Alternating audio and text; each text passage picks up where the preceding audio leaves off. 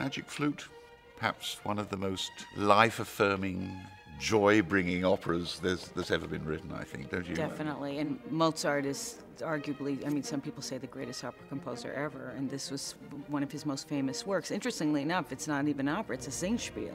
Yeah. There's dialogue and... A musical sort of comedy with dialogue, with spoken dialogue. Operetta and for the time. Yes, and it's worth mentioning, actually, because we're talking about the fact that there's dialogue, and so there's, which is all in German, of course, because we do everything in the original language, that we have super titles for everything, so that you don't miss any of the funny lines. Even children, the minute they can read, they begin to enjoy opera more because suddenly you're having this experience where they're actually reading.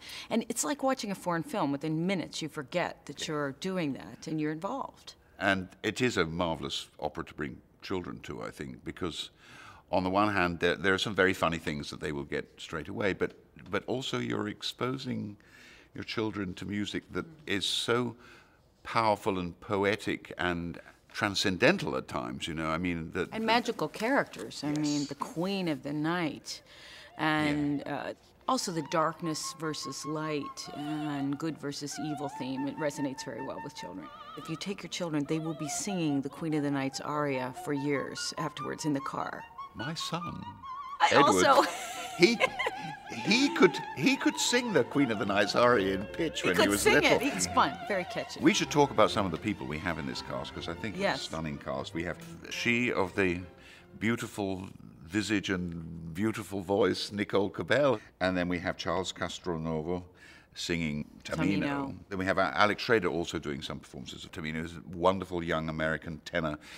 Stefan Degout is our Papageno, marvelous artist. Terrific, yeah.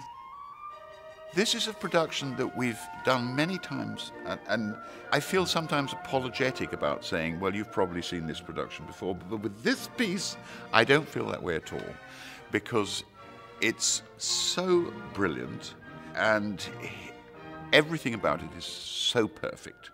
Because the thing about the Magic Flute, of course, is it has the truly comic, and then it has the serious stuff, and some of it that's mystical in a way. And so you have to find the balance between that, both musically, of course, and dramatically. And this production does it wonderfully, actually. Anything can be done with this show, really. It can take an enormous amount of fantasy. But the music remains absolutely some of the greatest ever written.